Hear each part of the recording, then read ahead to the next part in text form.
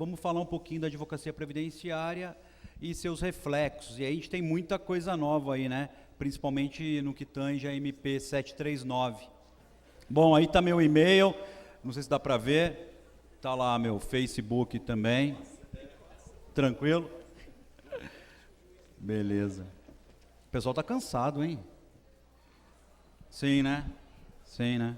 Imagino. Bom, primeira grande regra, né?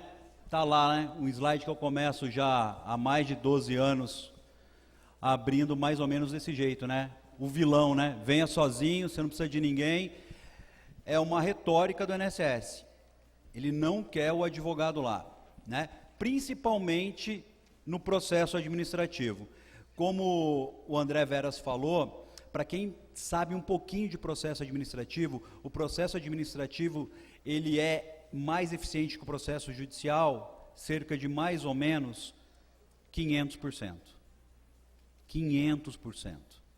Tá? Um processo administrativo chega a demorar, assim, prazos máximos, quando o advogado sabe tocar, algo em torno de 9 meses a 1 ano e 1 mês, enquanto o mesmo processo judicial demora de 5 a 10 anos. Exemplo típico, você quer, por exemplo, fazer o cômputo de um tempo de contribuição de uma pessoa que não contribuiu, está registrado na carteira, mas o empregador não realizou o recolhimento. Se eu for levar isso para a justiça, de 5 a 7 anos. 5 a 7 anos. Processo administrativo, 3 meses. É só você invocar o enunciado 18 do Conselho de Recursos do Seguro Social, que fala o quê? A obrigação tributária não é do empregado, e sim do empregador. Pronto, resolveu o problema. Então, se eu sei usar, eu resolvo e ganho rapidinho. Né? Então, por isso que eles não querem um advogado lá. Quanto mais advogado adentrar a esfera administrativa, pior vai ficando para o INSS. Né? A MP 739 promove um verdadeiro acharque nos direitos sociais. Primeira questão técnica que a gente pode falar, a carência, né? A carência que eu tinha lá, a recuperação da qualidade de segurado com a carência anterior, pagando quanto? 1/3 da carência pretendida, que no caso da aposentadoria por invalidez e auxílio-doença seriam 4, porque a carência total são 12, agora não tem mais essa, são 12. E a maior vergonha do universo, né? Portaria 127, memorando 40 e etc. Chamar o segurado, aposentado por invalidez e em gozo de auxílio-doença, com a ideia de economizar alguns bilhões de reais, cancelar 70% das aposentadorias por invalidez e auxílio-doença. Vai ser o levanta-te anda. Levanta-te anda, levanta-te anda, levanta-te anda. Mais ou menos, vocês têm, vou falar, sabe o que foi autorizado para quem leu a portaria 127, o memorando 40 e etc? Sabe o que foi autorizado? Foi autorizado cada médico fazer por semana 40 perícias a mais do que ele já faz. Estão entendendo? Não é as 40 perícias totais, é 40 perícias a mais. Recebendo 60 merréis, Bruno. 60 conto. Quer dizer, ele vai triplicar, quadriplicar o que ele ganha. Só esqueceram de um detalhe técnico. O servidor do INSS vai estar recebendo alguma coisa para operacionalizar isso? Vai ou não? Então como é que vai ficar essa bagunça? Porque o médico recebe. E o servidor? Não. Então já vai começar uma encrenca. A quem ele vai socorrer? Do advogado. Então tem um monte de advogado reclamando, medida provisória do mal, horrível, eu te odeio, eu te amo. Não é, Eduardo? Eu amo. Ué, eu, infelizmente ou felizmente, eu vivo da desgraça alheia. O ano passado, quando eu fui na escola da Alexia, da minha filha, para dar o depoimento de profissão, né, o que o pai faz, eu falei para as crianças, né, eu vivo da desgraça alheia. Não, óbvio, ninguém, imagina alguém chegando no meu escritório assim, Dr. Carlos, vim aqui, porque eu passei no ZNPS, foi 30 minutos, saí com o teto, e vim aqui para o senhor ajudar a gastar. Como que ele chega lá no escritório? Ô, doutor Eduardo, doutora Rosângela, estou aqui na fábrica XKW, negaram o meu acidente de trabalho, não é? Negaram minha aposentadoria especial, me aposentei achando que ia me aposentar com tanto, agora estou com tanto. Ninguém vai lá porque não tem problema. Então, eu vivo disso. Então, quando nós vimos esse universo e calculamos que a Previdência Social vai ampliar, em regra, por conta da SMP, de 700 a 1000%, o nosso mercado fez o quê? Puff! Já é o maior mercado do Brasil hoje. Agora, sem comparação. Então, vocês têm que fazer uma distinção. Primeira regra, o advogado tem que lembrar que ele é um profissional, um empresário do direito. Fazer aquela advocacia de banca que a gente fazia há 20, 30, 40 anos atrás, não dá mais. O advogado tem que se profissionalizar. Fazer direito previdenciário nas coxas não dá mais também. Né? Era o tempo do modelão. Tem modelo? Até hoje a pessoa quer modelo, só que tem um problema, ela usa o modelo, entra. Aí vem a resposta, né? A outra parte dá a resposta. Daí ele manda outro e-mail para você. Tem uma réplica? O doutor, o juiz pediu a alegação final, o senhor tem um modelão aí? Então, assim, o advogado que vive de modelo, acabou, gente, porque, agora, regra técnica, a perícia do INSS vai começar a chamar, não vai? O que você vai ter que levar? O cliente vai ter que levar um relatório médico. O advogado não sabe a diferença de atestado para relatório. Atestado, fotografia, pá, atesta o quê? O momento. Relatório, filminho, atesta a história. O que você tem que levar então para o médico?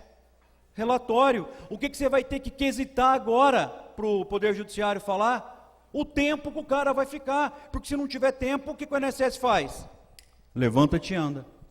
Pô, Carlos, mas eu pensei num negócio aqui. É o seguinte, ó, até falei com o doutor Carlos Júnior, assim, eu entrei com ação judicial, aí o Poder Judiciário deu o benefício via tutela, tudo bem? Aí eu estou recebendo, o INSS falou, levanta-te e anda.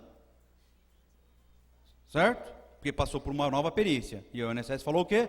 Levanta-te e anda. Sabe o que eu posso fazer? Ao invés de ir lá perturbar ele, nesse processo, eu entro com um novo processo. Então, o que vai acontecer com o Poder Judiciário? Então, o governo é mega burro. Mega burro porque ele está querendo economizar, só que ele esquece da outra ponta. A outra ponta é o Poder Judiciário, que o dinheiro sai dele, do próprio governo federal. Então, ele vai economizar na Previdência e vai gastar onde? No Poder Judiciário. E aí o doutor Carlos Júnior falou um negócio para mim bem importante na quinta. Falou assim, ó, a diferença é que o custo de um servidor do INSS é muito menor do que o custo de um servidor do Poder Judiciário. Então eles vão gastar muito mais. Economia burra, Porta Nova. Hã? Pedalada. Burrice. É burro. Burro. Burro. Para não falar outra coisa. Mas eu quero que eles continuem burros. O dia que o INSS ficar bom, eu vou ter que fazer outra coisa. Sei lá o que, não sei ainda, mas tem que fazer outra coisa. Então, pode ser. Aqui eu tinha separado aí algumas coisas para vocês, mas depois eu dou um jeito de mandar meu e-mail, a maioria já sabe, profcarlos@direitonapratica.com.br, vou mandar aí para vocês. Questão técnica aí do principal aqui, para mexer com o direito previdenciário. O maldito contrato de honorários de vocês. Faz favor para mim, anota aí, tatua na pele. Artigo 22, parágrafo 4º da Lei 8.906. Peça um destaque de honorários. Não vem perturbar depois a comissão, porque você não está conseguindo pegar o valor, porque o cliente sumiu, que você não sabe cobrar. Pede destaque. O que o juiz faz? Paga a parte. Paga quem? O advogado. Ai, doutor Carlos, meu cliente morreu, agora vou ter que habilitar os herdeiros, o herdeiro sumiu. E aí? Aí se eu não fizer isso eu não recebo. Está fazendo outro serviço, não precisava. Só colocar no contrato de honorários o quê? Artigo 22, parágrafo 4º da Lei 8.906. Isso é um pedaço. E toda a petição inicial você vai colocar o quê? Lá no pedido. O que o pagamento dos honorários se dê através do destaque. E no contrato o que vai conter? Que o contratante se compromete a pagar o contratado através do destaque. Pronto, resolveu o problema. O advogado fica patinando. Patinar para quê? Para com isso, não é? Por isso que eu estou falando, não tem mais advocacia de ir nas coxas. A advocacia agora é profissional, não tem essa, né? Olha lá, a questão do perfil do INSS, para quem não viu, né, que mudou, deixa eu vir, pode passar aqui rapidinho. Está lá, a MP 726, né? Então, nós estamos agora ligados ao Ministério do Desenvolvimento Social e Agrário. Tudo bem? Está o INSS lá e está o antigo CRPS, atual CRSS. Qual o problema? Qual é o plano do governo federal? Ouçam isso e pasmem. Tudo que o Ministério do Desenvolvimento Social fazia, kit leite, kit gás, Bolsa Família, tudo vai ser dado através da agência do INSS também. Está tudo dentro do mesmo ministério. Ué. Tá? Então está lá. Outra coisa, o advogado fica mandando e-mail para a gente, tanto na prerrogativas quanto na comissão de direito previdenciário, assim: Carlos, eu preciso fazer o breve agendamento, não é nem o prévio, né? O breve agendamento. Não, infeliz, você não precisa. Tá? Está lá no artigo 6º e 7º da Lei 8.906/94. Não precisa anotar isso não, que é prerrogativas, e a lei aí é o estatuto da OAB, né? Nota não. Tem que saber. Minimamente tem que saber, né? Quem estava anotando já disfarçou. Eu, advogado, posso adentrar em qualquer repartição pública e ir lá realizar qualquer ato privativo da minha função em qualquer horário do dia e da noite, desde que esteja presente um servidor. O que você está esperando para você ir lá? Ah, mas eu não gosto de brigar. Não gosto do embate. Então, amigo, infelizmente, você não serve para ser previdenciarista. Tá? Não dá. O previdenciarista vai ter embate. Não tem jeito. Tem como. Né? Ah, eu não quero brigar então. Faz um mandado de segurança. Faz um mandado de segurança. Pronto. Invoca a prerrogativa funcional sua, mandado de segurança, anda com a liminar plastificada. E vai a pé na agência do INSS, suando, chega lá, mostra. Porque a primeira coisa que eles falam é: tem liminar? Tem liminar? Tem mandado de segurança? Faz o PAD, faz o processo administrativo disciplinar, artigo 116, 117 da Lei 8.112/90. Ah, eu não sei montar um PAD. Então você não é especialista, amigão. Falar que é especialista é uma coisa, ser especialista é outra. O especialista é aquele que tem no cinto de utilidades dele, do advogado, todas as ferramentas. Eu vou lá despachar com o juiz, vou lá despachar com o Dr. Carlos Júnior, certo? Aí, na hora que eu estou entrando, a servidora fala: vai aonde? Vim falar com o juiz. Pois não, posso ajudar? Eu queria falar com o juiz. A voz do advogado vai baixando. Eu queria falar com o juiz. Sobre o que é? Não, a palavrinha. Não. E quantas vezes eu já vi, assim, ó, é muito engraçado isso.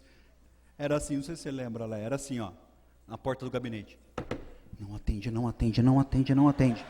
Para ele ter desculpa para ele mesmo falar: eu fui lá, tentei e não atenderam. Porque a hora que abre a porta, ele...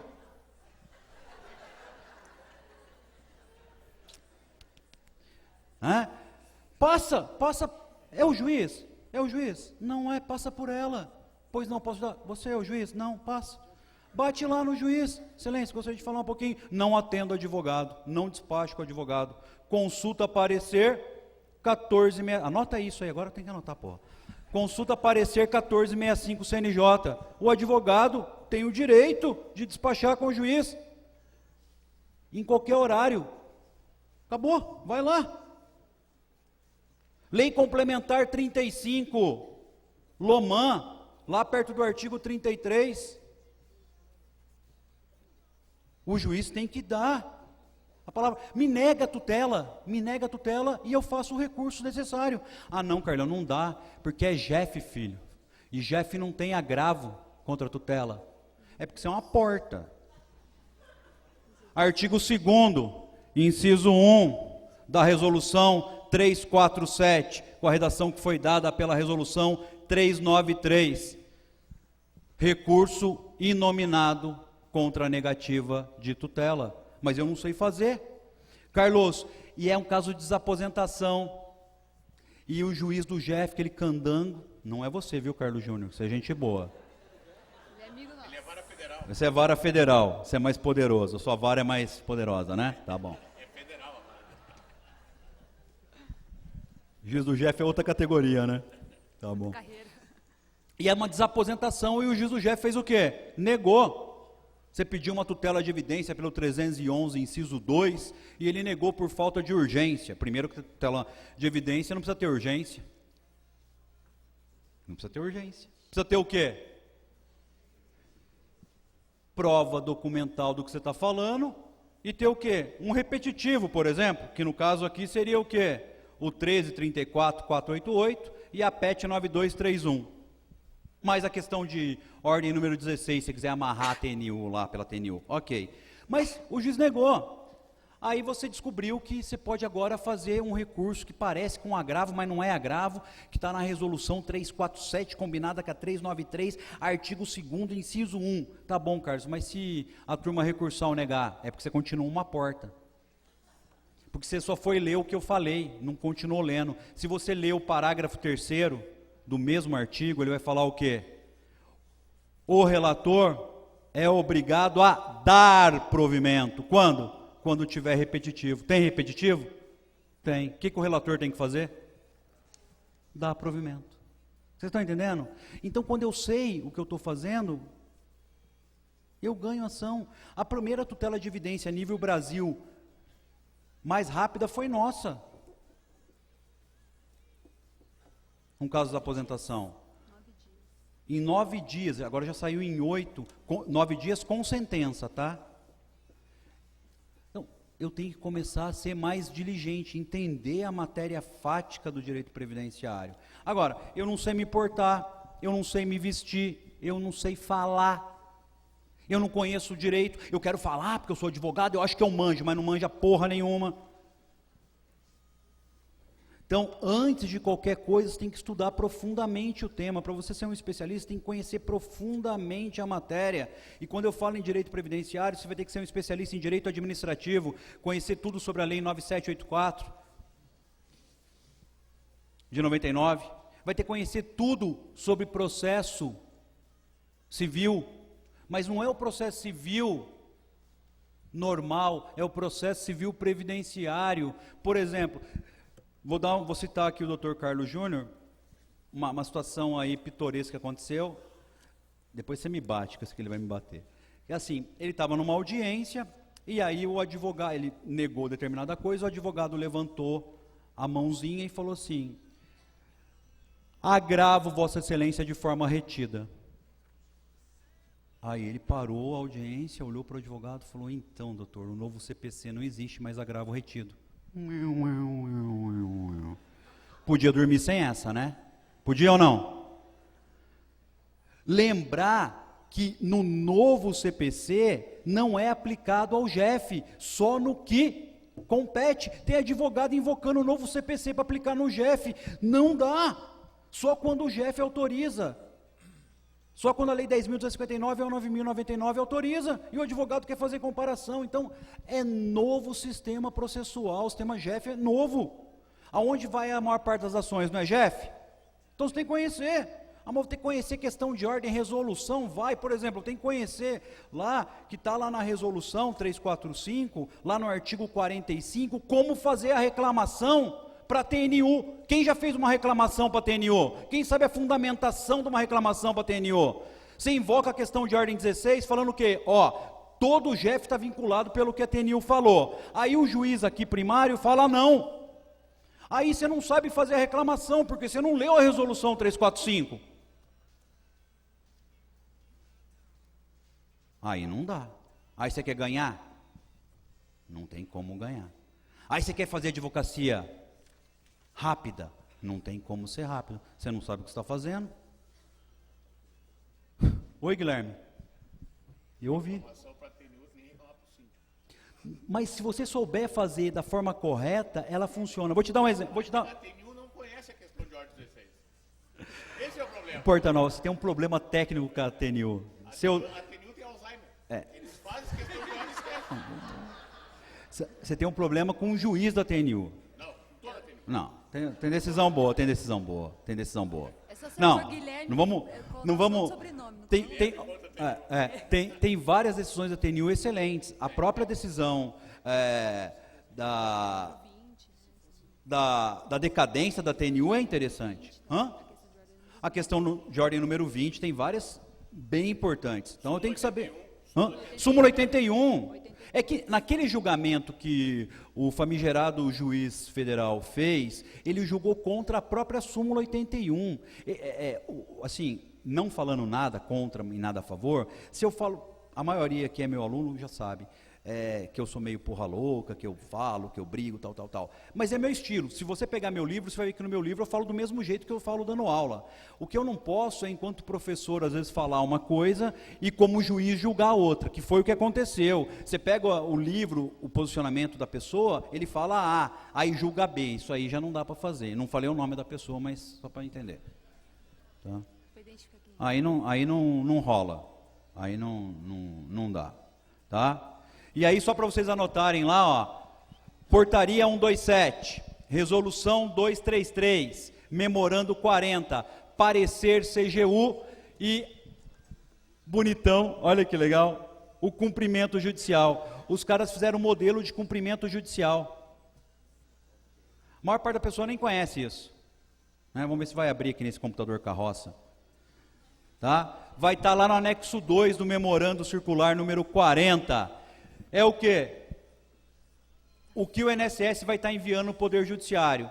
Qualquer benefício previdenciário concedido judicialmente sem prazo, para cancelar ele vai mandar isso aí.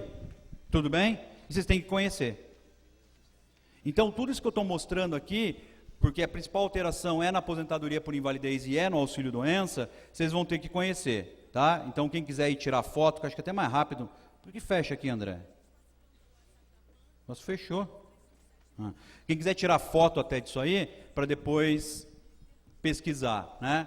As resoluções, o memorando, o parecer CGU, que fala da economia que vai ser feito, bilhões de reais. Isso quer dizer o quê? Que eu vou levantar o cara mesmo doente? A exposição de motivos, absurdo. Não, verdade, André, absurdo.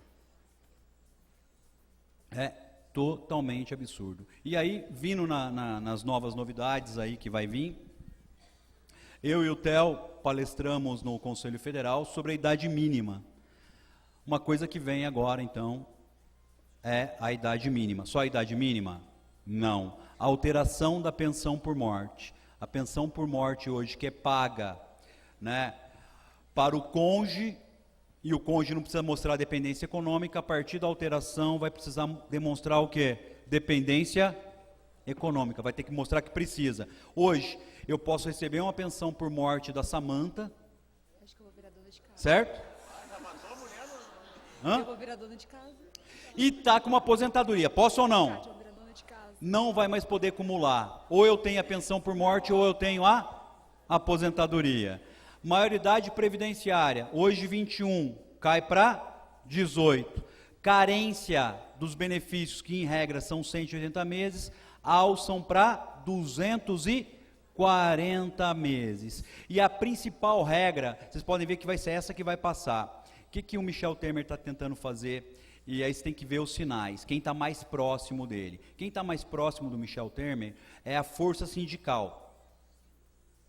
O que foi a proposta apresentada pela força sindical que ele gostou?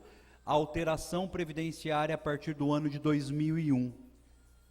Então, todo mundo que está para frente de 2001 teria alteração previdenciária.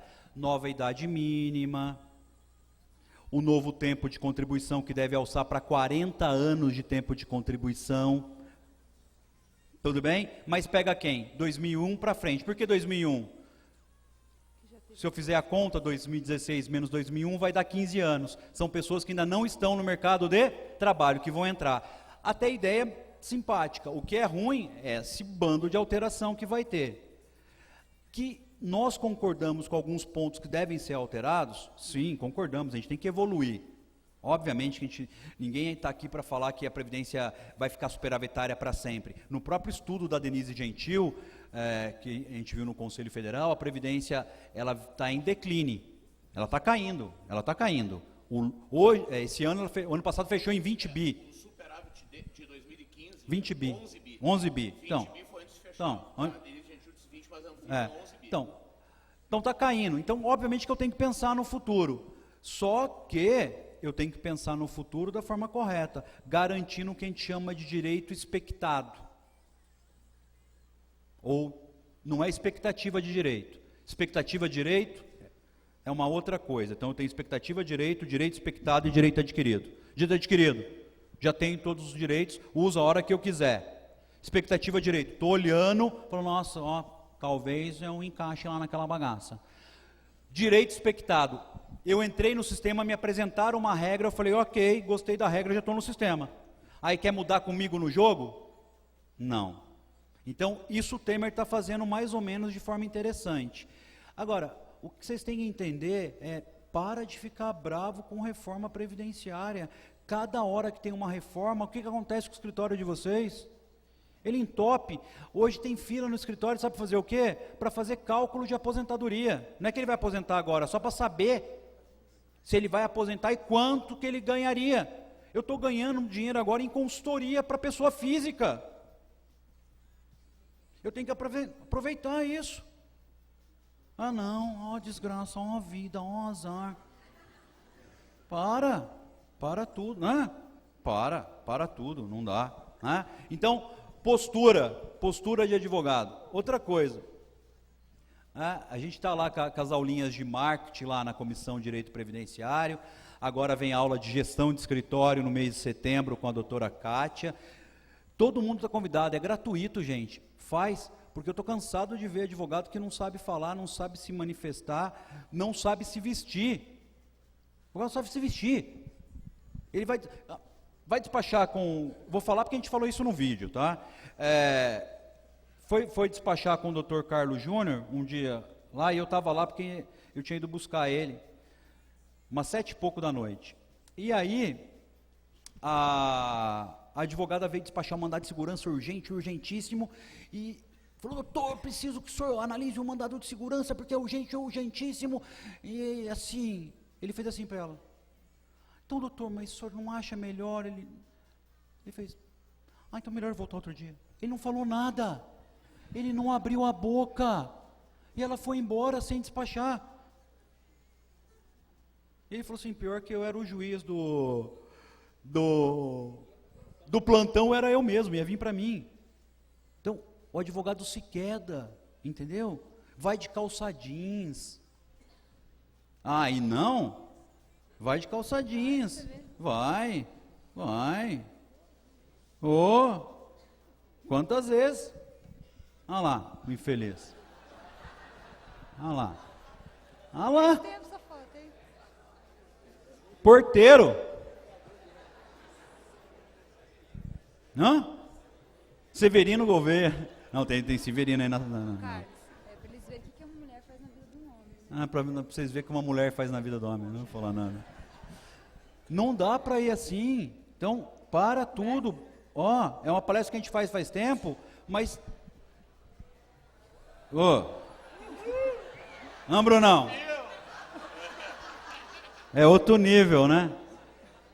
Outra coisa, eu tenho que ir resolver e a pessoa tem que entender que eu estou ali e eu vou resolver, não importa o que aconteça, eu vou atropelar. Se eu tiver que atropelar, eu vou atropelar. Não importa. E aí, não desmerecendo o Poder Judiciário, não importa se é o juiz, não importa se é o desembargador, não importa se é o gerente do INSS, não importa quem seja. Se eu tiver que resolver, eu vou resolver. Agora, o que não pode é a autoridade bater o pé e vai...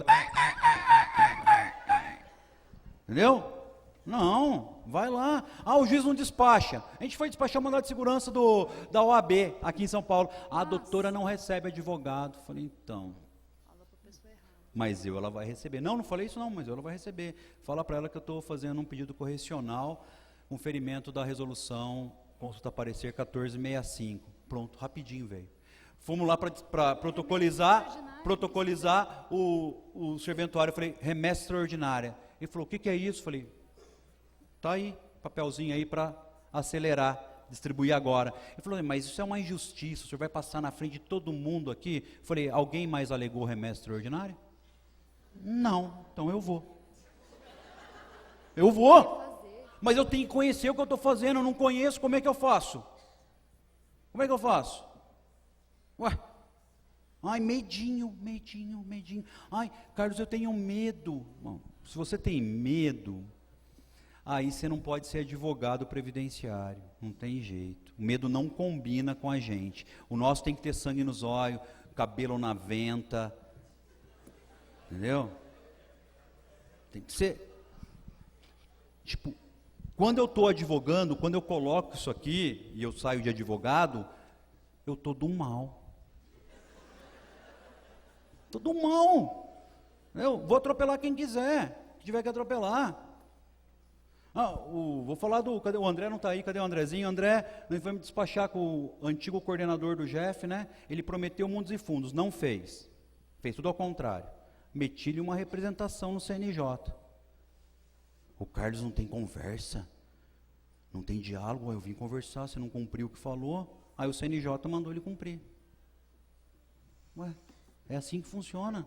Não pode ter medo, tá? Mas para isso vocês têm que conhecer. Não conhece, aí só leva, só toma. E se precisar de apoio, prerrogativa, liga para a prerrogativa. Qual que é o WhatsApp da prerrogativa? 11. Filma aqui, vou falar no ar essa porra. Até os câmeras foram embora. Tem aí, André? Tem aí? Fala aí para mim, Glaucio. 9922 36668. WhatsApp da prerrogativa, repete. 9922 6668. Pronto, liga lá, a gente vai. Só ligar. Alô, doutor Carlos? Aqui, fudido. A gente vai.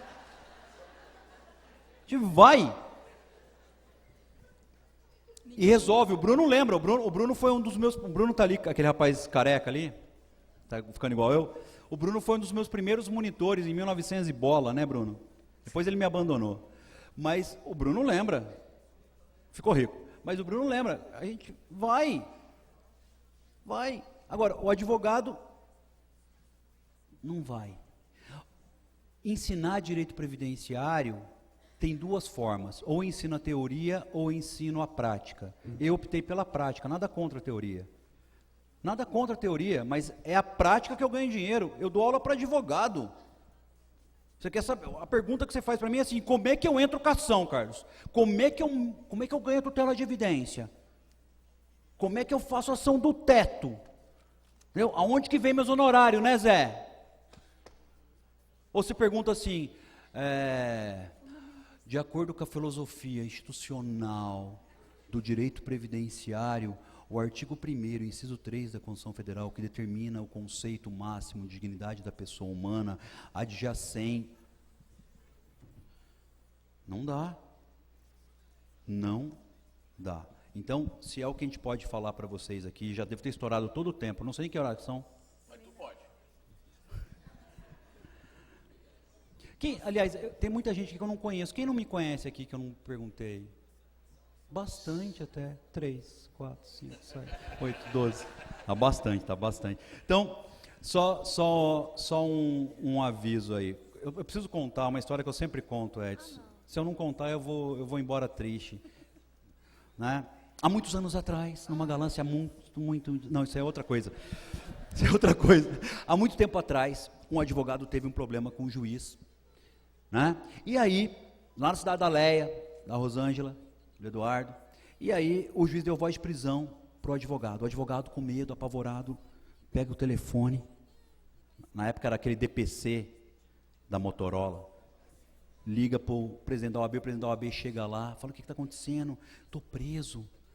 Né? O juiz mandou me prender. A hora que o advogado abre a porta do gabinete do juiz, o juiz dá voz de prisão pro presidente da OAB.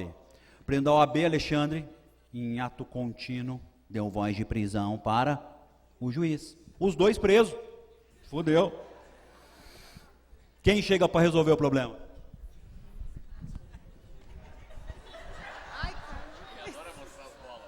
Autoridade. Polícia. Soldado da PM. Ai, doeu agora, viu? Doeu. Doeu. Soldado da PM. Pois não, qual que é o problema? Então, eu sou o presidente da OAB, ele é o juiz. Nós nos prendemos. Juiz, presidente da OAB. Vocês se prenderam, os dois sim, presos. Um momentinho, cidadão. Sargento, câmbio. QRU aqui do caralho. Vem cá, por favor. Chega o sargento. Todo sargento é estilo Guilherme Portanova, né? Aquele gordinho que anda murchando a barriga. Pois não. Pistola aqui, né? Ele anda, pistola aqui. Pois não, autoridade se faz. Sou presidente da OAB, ele é o juiz, nós nos prendemos. Deixa eu entender a situação. Quem prendeu quem primeiro? Não, foi prisão mútua, em ato contínuo.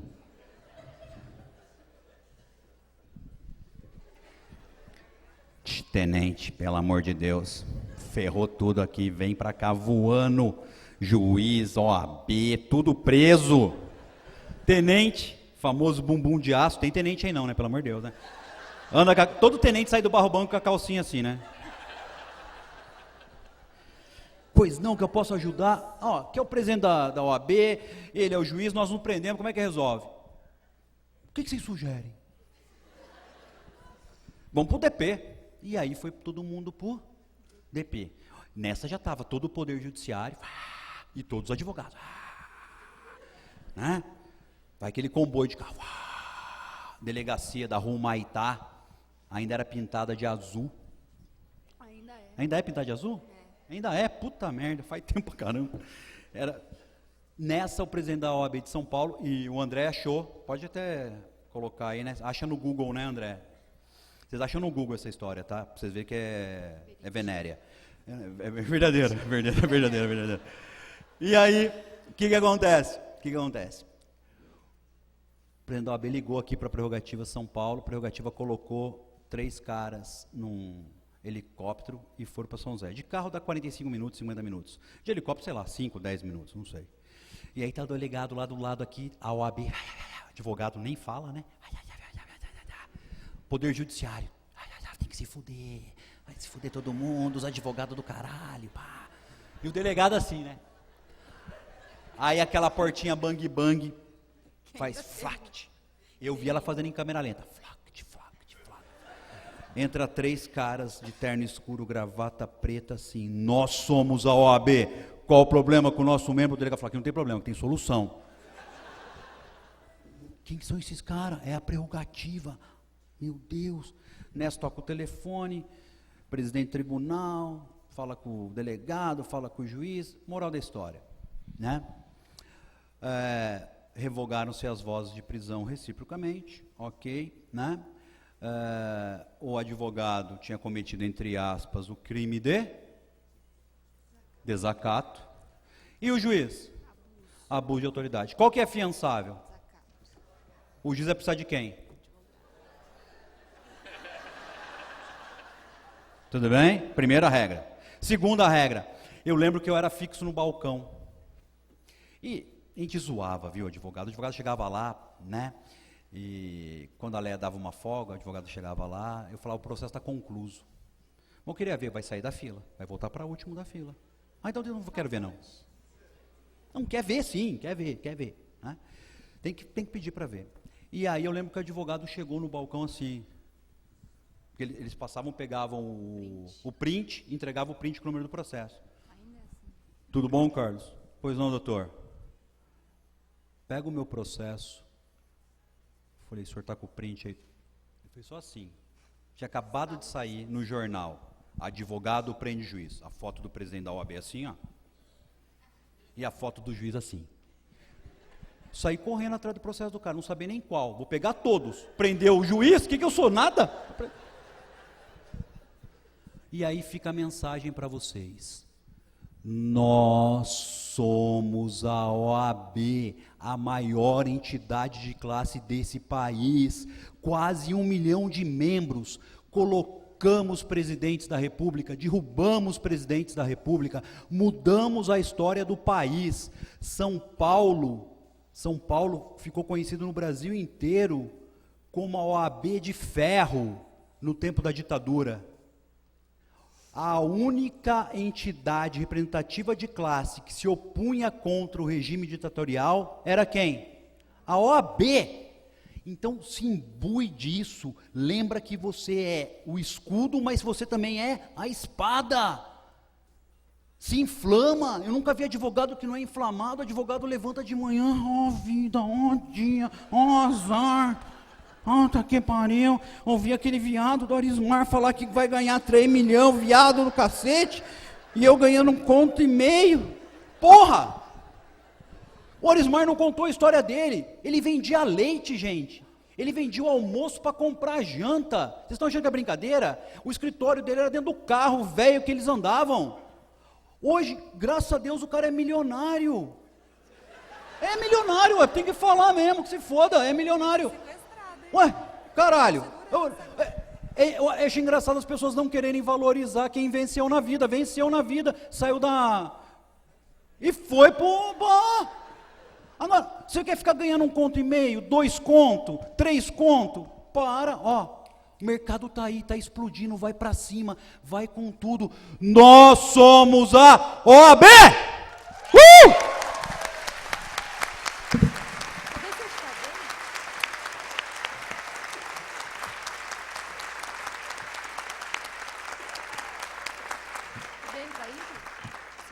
Doutor Teodoro Vicente Agostinho, com uma palestra muito interessante, um tema ultra novo. Boa tarde. Boa tarde. Melhorou, não é? Tudo bem aí com vocês? Bom, meu nome é Teodoro Vicente Agostinho, sou professor na área de Direito Previdenciário também. Antes de mais nada, para também não fugir aqui, mas eu não poderia deixar de registrar, meu muito obrigado à OAB São Paulo, ao professor Carlos, que aqui não está, mas que deu a oportunidade de conversar com vocês. Saúdo todos os presentes que aqui estão, os palestrantes, faço em nome da Samanta, que aqui está, mulher representando as mulheres de todo esse Brasil, que também aumenta substancialmente o número de mulheres na área previdenciária, nas áreas profissionais como um todo. E também, obrigado ao Dr. Edson por permitir que eu estivesse aqui, e parabéns pelo apoio que se dá aí à matéria previdenciária. Pois bem, o tema dano moral previdenciário. O dano moral previdenciário, ele viveu algumas fases na área previdenciária. Nós tivemos um momento em que se pedia muito o dano moral e não se levava. Depois nós tivemos um segundo momento onde se pedia o dano moral e alguns ainda utilizam desse subterfúgio para colocar o dano moral e ou dano material para que você tenha eventualmente um valor de causa maior para tentar fugir eventualmente do GEF. E aí nós entramos na terceira linha, que é o que nós estamos tentando, estamos defendendo, escrevemos um livro sobre o assunto. Em qual sentido? Para você efetivamente ganhar o dano moral previdenciário. E a gente percebe que o retorno que nós estamos tendo dos alunos, dos nossos amigos, ele vem sendo positivo, tá? Mas alguns pressupostos básicos têm que se estipular aqui com relação ao dano moral previdenciário. Então, qual que é a ideia central do dano moral previdenciário?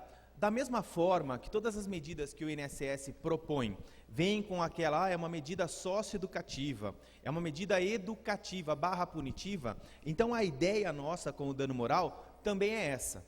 Em linhas gerais, é dizer o seguinte: olha, INSS, se você não cumpriu bem a sua função, tome aqui o puxão de orelha da mesma forma que você nos faz, pelo bolso. A ideia principal é essa. A segunda ideia é tentar também, de fato, utilizar aquele seu cliente que está lá dentro do seu escritório com esta questão do dano moral previdenciário, para que não exista a necessidade de que você vá atrás também de outros clientes. Não, aquele teu cliente você receberá pela primeira ação, seja ela qual for, aposentadoria, por exemplo, aposentadoria especial, aposentadoria por tempo de contribuição, ganhou esta situação, você vai depois entrar com uma outra ação, e aí vem a primeira característica principal do que eventualmente a gente defende, uma ação autônoma de dano moral previdenciário. Então a ideia é você ganhar 2 vezes com o mesmo cliente, para tentar aí também, por que não, ficar milionário igual o Arismar, não é? Bom, os meus contatos, depois eventualmente quem quiser o material, basta passar o e-mail professor.teodoro@terra.com.br ou nas redes sociais, em todas elas, vocês também me acharão. Se vocês quiserem, basta passar lá que eu encaminho para vocês. Pois bem, por que a chance de êxito com relação ao dano moral ela é extremamente grande hoje? Porque o INSS, há 5 anos, ele é o maior litigante do país. Ninguém ganha. Não tem para telefonia, não tem para as instituições financeiras. Todas as pesquisas do CNJ, quem lidera? É o INSS.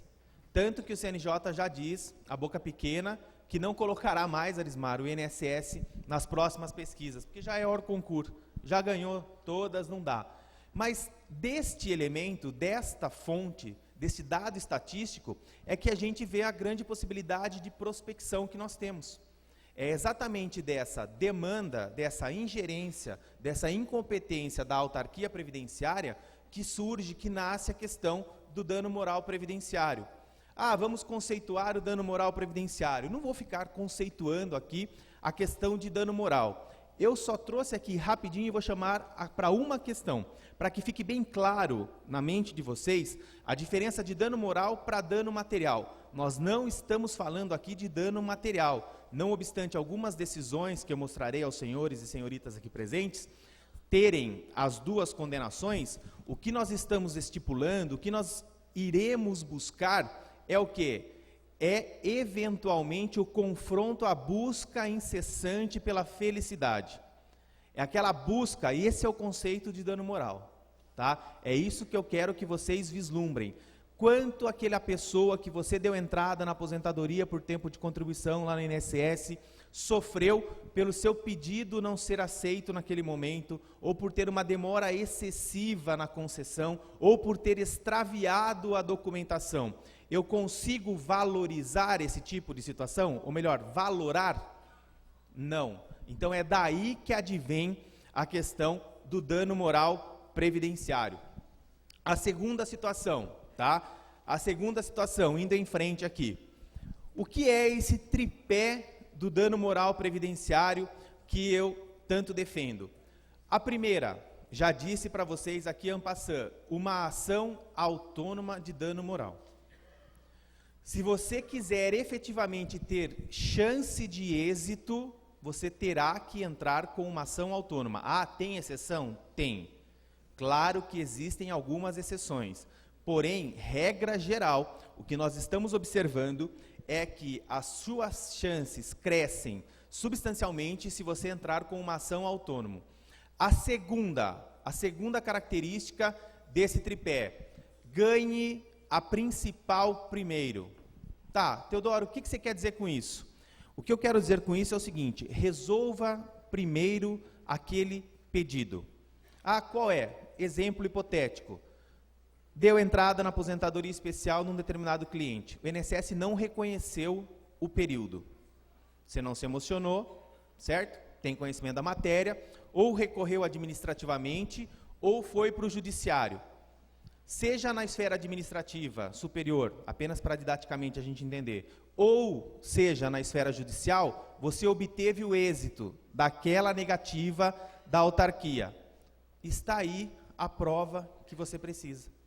Você ganhou o principal, a aposentadoria especial concedida. Você vai pegar ou a decisão administrativa ou a sentença transitada em julgado, colacionará na sua ação autônoma e dará entrada. É a prova que você precisa efetivamente da questão do dano moral. Uma petição simples, pessoal, 5 laudas para quem gosta de escrever muito.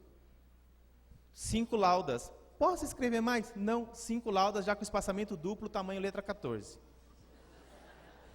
Por que eu estou falando isso? Porque é sério. Primeira lauda, padrão. Segunda, dos fatos. Você só vai narrar, dei entrada para o meu cliente tal dia, foi negado, entrei judicialmente, concedeu-se. Do direito, coloca lá o direito, põe um conceito lá de dano moral, busca uma decisão, tem várias, a gente vai ver algumas, põe a sentença, copia e cola a sentença do pedido. Aí do pedido a gente entra na terceira. Bom senso nos valores. Bom senso nos valores. A ideia aqui é quantificar na massa. Individualmente, não se ganha muito com relação a dano moral previdenciário. Tá? A maior condenação que, até eu vou passar, que nós temos conhecimento por enquanto, é numa ação de R$50 mil, foi o dano moral previdenciário. Ah, Teodoro, é bastante. Tá, então agora eu vou contar o caso. Eu vou adiantar, quando chegar lá eu passo rápido, porque eu estou adiantando para vocês. A mulher tinha uma gestação de risco. Pediu reiteradamente o auxílio-doença junto ao INSS. O que aconteceu? Foi o quê? Negado. Qual a consequência? Perdeu o bebê. Quanto vale a vida? Quanto vale a vida? Para o TRF4, R$50 mil. É a maior condenação que nós temos conhecimentos, individualmente falando, de dano moral previdenciário. Aonde eu quero chegar? Vou colocar a média nacional para vocês. Tá? Qual é a média nacional? De 10 a 15 mil reais. Ah, Teodoro, é pouco. Vamos arredondar para 10. Se você cobrar 30%, nós estamos falando em 3 mil reais. Não se esqueçam que você já ganhou do pedido principal também. Eu costumo dizer aos meus alunos o seguinte: eu estou espremendo a laranja até o bagaço, literalmente, porque eu já ganhei uma. Isso aqui é uma espécie de bônus. É o bônus. 3 mil. Bom, você tem 50 clientes no seu escritório, 3 mil reais, honorários. 3 mil vezes 50, 150. E aí, você vai sucessivamente. Tá? Então, a ideia, individualmente falando, você não vai ficar rico com uma ação, mas você vai ganhar um bom dinheiro com ela e na quantidade, não se esqueça que você já ganhou lá também. Por que eu estou frisando e até gastando um pouco mais de tempo para falar dessa questão do valor da causa? Porque um erro comum que a gente observa é no valor da causa, ou no pedido do dano moral previdenciário, querer cobrar os valores que eventualmente aquele segurado hipoteticamente deixou de receber. O juiz não pensa dessa forma. Por que ele não pensa? Porque lá no benefício, no principal, gerou valores atrasados. Então ele recebeu de fato, não dá para eu valorar ou majorar o valor da causa nesse sentido. Tudo bem? Tranquilos? Então, média nacional, os próprios magistrados dizem isso, de 10 a 15 mil reais a questão da ação do dano moral previdenciário. Pois bem, indo em frente, vamos lá. Primeira discussão que nós tivemos, ou que a Procuradoria vem colocando: ah, mas não é o INSS que deve figurar no polo passivo, e sim a União. Por enquanto, posição majoritária do Judiciário é a seguinte: União, a quem você confia a direção para conceder ou indeferir e analisar os benefícios? No INSS? Então está correta o INSS figurar no polo passivo. A Procuradoria não vem obtendo êxito nesse sentido. A segunda discussão que se tinha, mas isso também já é ponto pacífico, é com relação à competência. A Procuradoria tentou, num primeiro momento, porque o dano moral você empresta lá, do direito civil, ela tentou dizer, ó, a competência não é federal. Mas também já se estabeleceu de que competência para discutir dano moral previdenciário é federal. Competência federal. Terceira discussão, prazo prescricional. Quantos anos que nós temos para entrar com a ação? Posição majoritária, 3 anos. Aqui, você só tem que ficar atento pelo seguinte: são 3 anos contados de qual momento? Eu vou contar esses 3 anos a partir do momento em que eu tive o indeferimento na esfera administrativa? Sim ou não? Não, ainda bem que foi você que falou. que de você não dá para cobrar que conhecesse ou que respondesse corretamente, não é? Apesar que tinha que estar no sangue, né, Carlão? Porque foi a Alexa, mas tudo bem. Isso aí vai ser moldado ainda. Mas vamos lá. 3 anos a partir da sentença transitada em julgado ou então da decisão administrativa. É nisso que nós iremos bater e é nisso que nós iremos nos pautar para a contagem do prazo. Por quê? Porque a partir deste momento, seja da decisão administrativa ou então da sentença transitada em julgado, que eu tenho efetivamente o dano comprovado. Aonde eu tenho que o meu principal lá não foi estabelecido ou resolvido pela autarquia previdenciária e aqui foi reconhecido. Então nós passamos a contar 3 anos a partir desta data, tudo bem? Vamos aos casos concretos. Descumprimento, e a gente vai em algumas hipóteses, tá? Descumprimento de ordem judicial.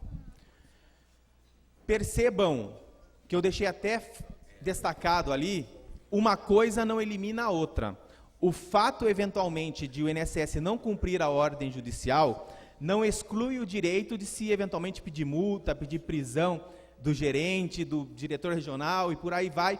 Mas aqui nós estamos falando especificamente com relação ao dano moral. Você ganhou eventualmente um restabelecimento ou concessão de auxílio-doença. Tem lá na sentença que este auxílio-doença deve ser implementado em 60, 90, 30 dias. Mas assim não ocorreu. O que você vai fazer? Não se emociona. Primeiro, você vai resolver a questão do seu cliente. Você vai pedir multa, você vai pedir prisão e você vai mandar implementar.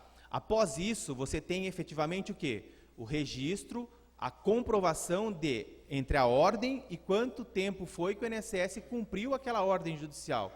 Se extrapolou, você tem aí o motivo de dano moral previdenciário, tá? E aí nós já temos decisões também nesse sentido, como essa, por exemplo, que eu trouxe aí para vocês. Não vou ficar lendo a decisão toda. O que eu sugiro?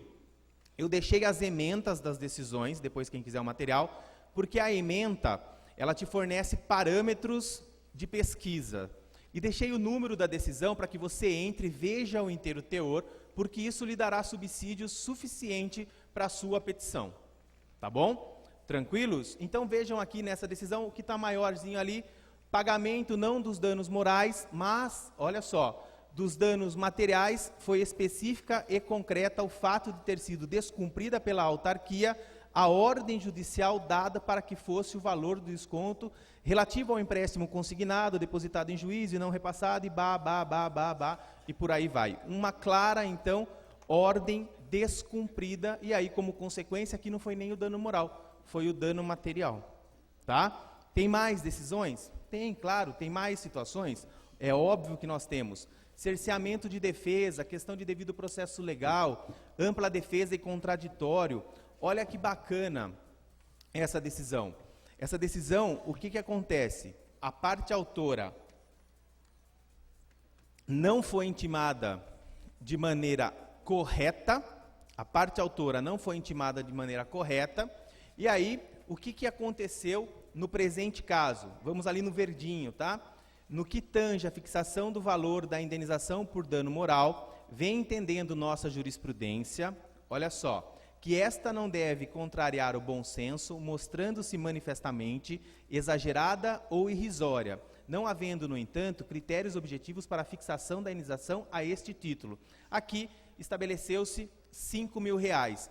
Por que eu destaquei isso? Para ir de encontro ao que a gente falou de bom senso nos valores. Teodoro, então eu vou deixar a critério do juiz. Não, você não fará isso. Você estipulará um dano moral, um valor. Porque se eventualmente você vai brigar pelo juiz não ter concordado com o seu valor. É diferente de você deixar lá em branco, ele estipula em 4, você achar 4 é pouco, eu quero 10. Né? Então você já estipula o valor, você não vai deixar a critério do magistrado. Tudo bem? Vamos em frente. Mais uma situação, inobservância de normas, súmulas, enunciados, o exemplo mais corriqueiro, o enunciado número 5 do CRPS, que não é mais CRPS, na verdade, hoje tem outra terminologia, que diz que é dever do servidor orientar e conceder o melhor benefício. Se você eventualmente conseguir deixar comprovado que isso não ocorreu, eventualmente aí nós temos um caso bem concreto de dano moral previdenciário. O exemplo mais corriqueiro são aquelas pessoas que têm direito a uma aposentadoria por idade, eventualmente um segurado especial. O servidor vira para ele e fala, mas está muito trabalho para você correr atrás da documentação, vou te conceder um benefício aqui que é a mesma coisa, é o benefício assistencial, o LOAS.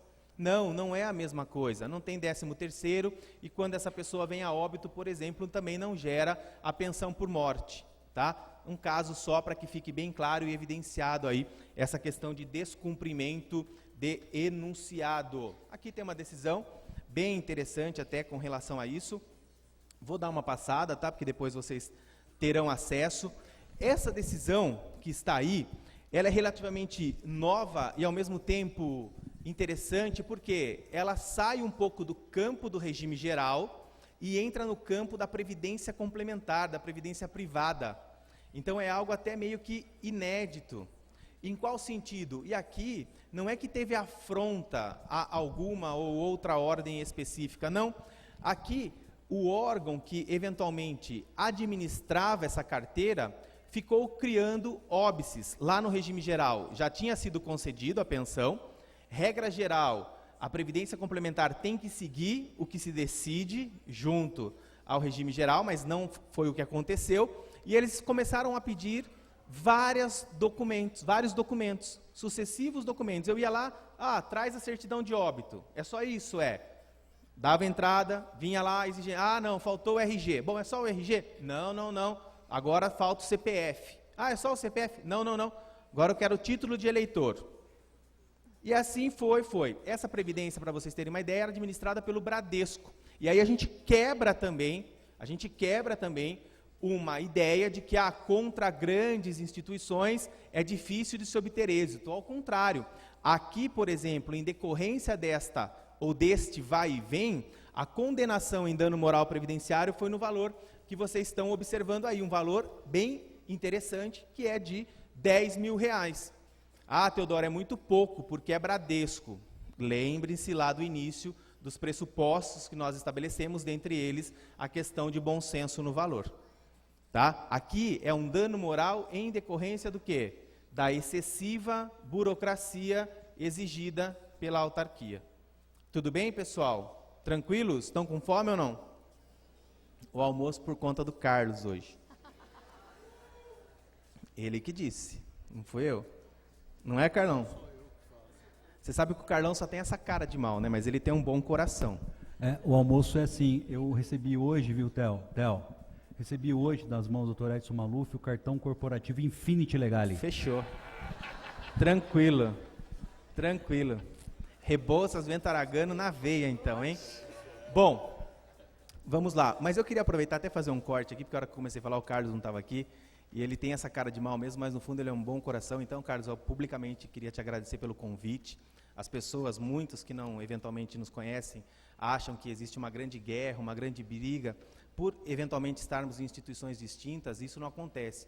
O que sempre se sobrepõe a qualquer questão nesse sentido é o respeito. E da minha parte, falo aqui publicamente, você sabe disso, temos opiniões divergentes em alguns sentidos, mas sempre com muito respeito, com muita lealdade. Então fica aqui a minha admiração, meu carinho, meu muito obrigado e meu parabéns ao trabalho que você desenvolve, viu? Vamos lá, dando sequência. Obrigado. Dando sequência. A Samanta me confidenciou aqui que o seu apelido é Kiwi. Deixa pra lá. Isso é dano moral, hein? Foi ela que falou. Morais, então... Que tem muito pelo por fora, mas é uma fruta. Isso é dano moral, vou te contratar para processar ela, viu? Vamos lá. Sacanagem.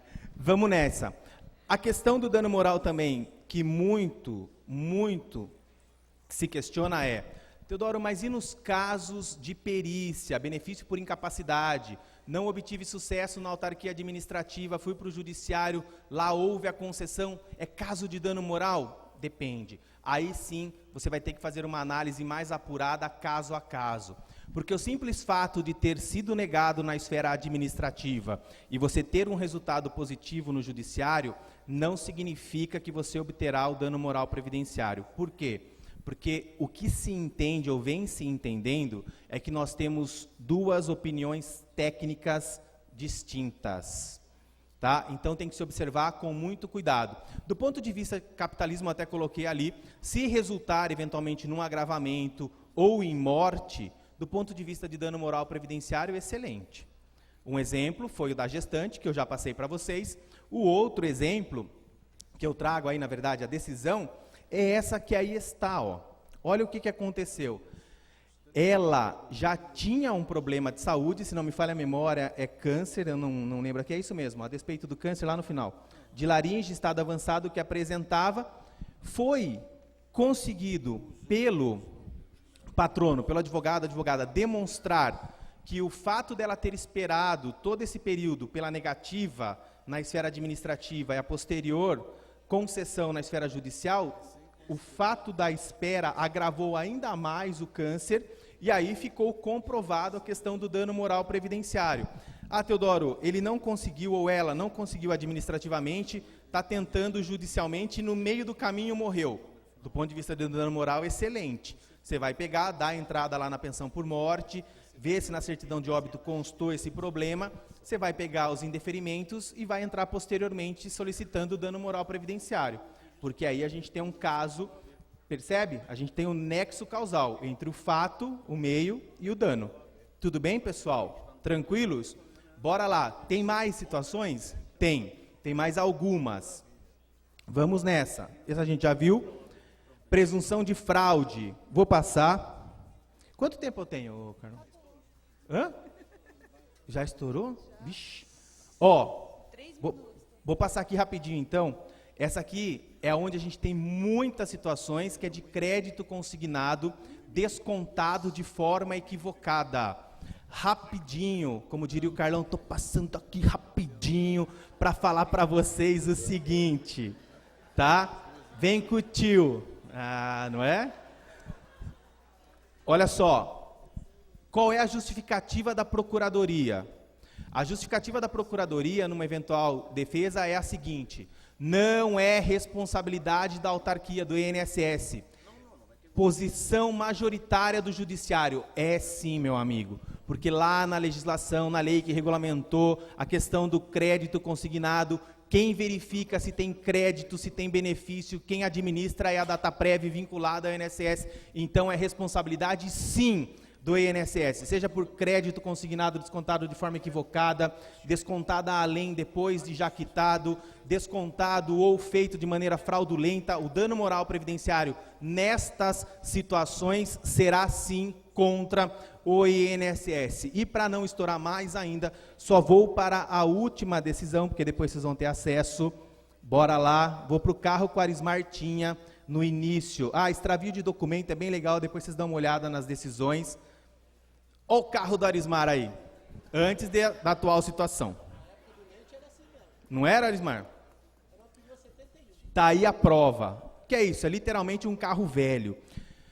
Imaginem vocês o seguinte: cabe dano moral se aquela cliente tua, idosa, velhinha, for fazer a perícia e o médico perito ou médica perita não estiver num bom dia e virar para ela e falar o seguinte: ó, não vou lhe conceder o benefício. Pelo seguinte, a Previdência Social é igual, ou guardado aqui as devidas proporções, um seguro privado, e tal como não segura carro velho. Cabe dano moral ou não? Cabe, se você conseguir provar, tem a decisão, e é muito legal porque também é do GF aqui de São Paulo, e eu vou para o finalzinho ali, olha lá o que a perita falou. Viu, dona Assumpta, a Previdência Social não é mãe de ninguém, ela é um seguro, e com a voz alterada e de maneira ofensiva, teria acrescentado: eu vou dar um exemplo para a senhora, é a mesma coisa de se fazer um seguro de carro velho, o seguro não cobre os defeitos de carro velho. Ah, você inventou, não inventei, está aqui a ementa, tem a decisão, o número do processo está aqui para que vocês entrem, tenham acesso ao inteiro teor. Finalizo mais uma vez chamando a atenção para a questão do tripé. Agradeço novamente ao professor Carlos, ao Edson, que aqui está, ao doutor Edson, a todos os presentes, ao OAB São Paulo. Muito obrigado pelo carinho e com a atenção que me ouviram.